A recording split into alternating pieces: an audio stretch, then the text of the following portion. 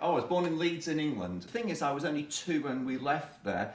It's certainly got a very good piano competition. It's renowned for its international piano competition in Leeds, which is a huge thing.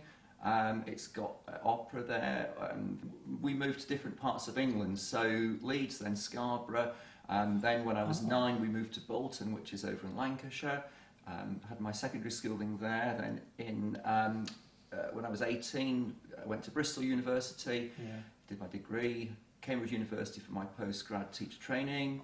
Then I was in the London area at 2 different schools for about 16, 17 years before moving to New Zealand in 2002. I went along to evening lectures that were given at one of their composers' houses, a chap called Robin Holloway, who had these evening soirees. And as a young student, we'd sit there with lots of other students and listen to someone talk about their compositions each week. And although I'd written 1 or 2 things, I didn't dare stand up and say anything about my pieces at that life. I mean, I've been playing piano since I was about 5 years of age, although I actually was self-taught for most of my first few years. The bit of a funny story, when I was 5, I had piano lessons for a term, and they were going very well, but they were on a Saturday morning, and it was exactly the same time as the Pink Panther show was on. And it was the days before videos and so forth, or recording devices, and I kicked up such a fuss about missing the Pink Panther. That was the end of the piano lessons, and but I then carried on playing lots on my own, did quite a bit of improvising, and then had my first piano lesson after that when I was 13, which was unfortunately not a good thing in the sense that my piano technique was all over the place, and I had to do a lot of learning from scratch again, but it did mean that I'd done a lot of improvisation, which perhaps I might not have done, and the improvisation leads very much into the composition. Well, I suppose I've been writing on and off.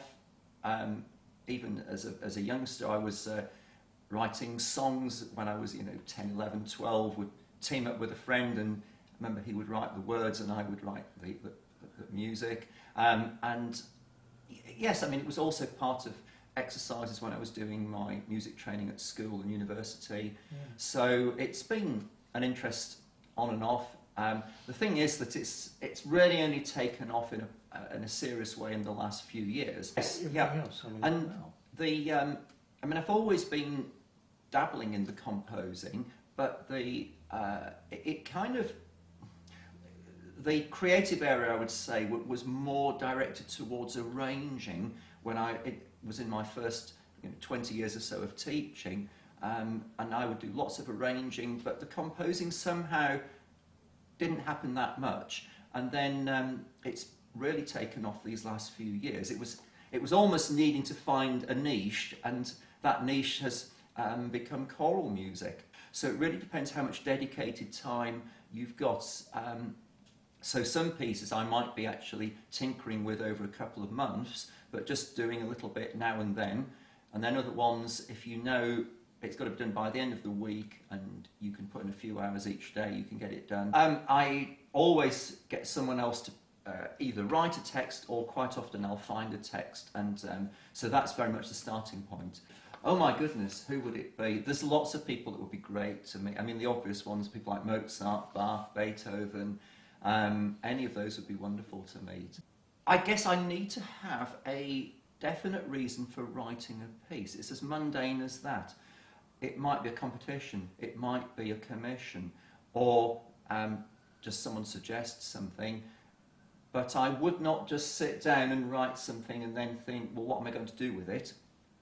But if there's a competition, so I regularly check the composing competitions, and then if there's something which looks of interest, that's a great starting point. So it needs to be something that I can relate to. There's got to be a reason for writing.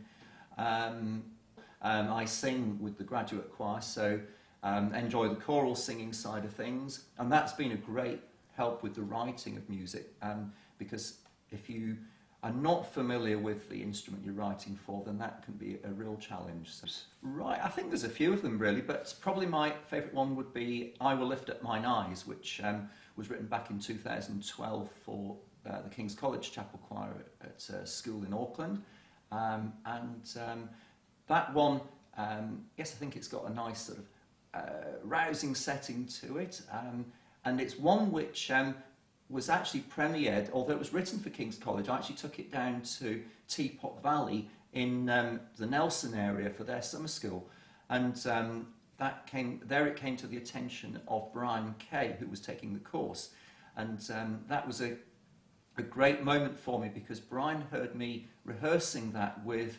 a little group of singers I'd got together, and I'd invited him along to have a listen, hoping we might include it possibly in the concert at the end of the week.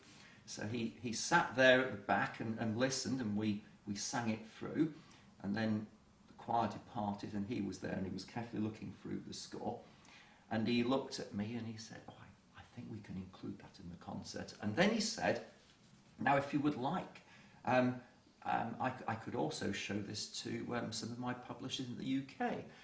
Well, I thought that was wonderful, and so from that moment on, I had Brian's backing, and he's been very interested in my pieces. He's done a couple more since then at Teapot Valley. We did My Ave Maria and Lord's My Shepherd, and next January he'll be conducting my setting of May God Bless You at the Teapot Valley Summer School. So that's been a very nice connection to have there.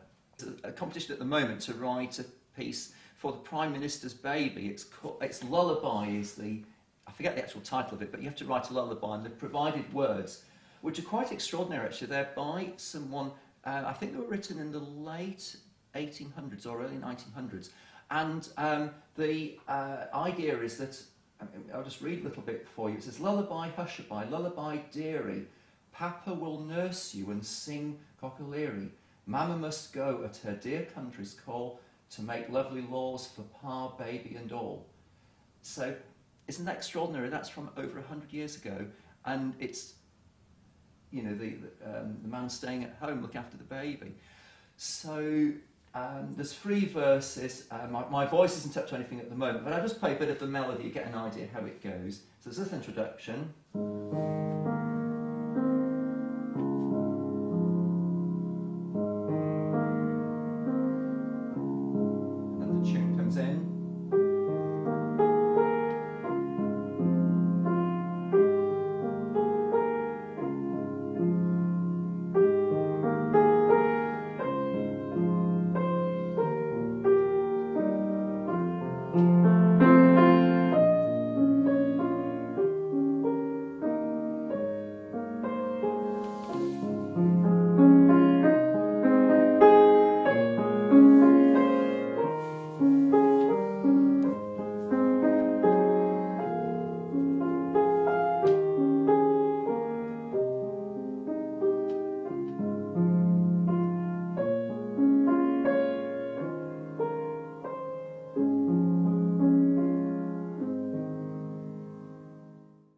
The best place to go is chrisartley.com.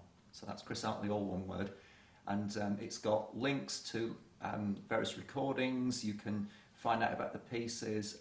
You can download samples, and the sheet music? The sheet music, so you can download samples of the sheet music, and then you have to go, it'll direct you to the publisher for purchasing it.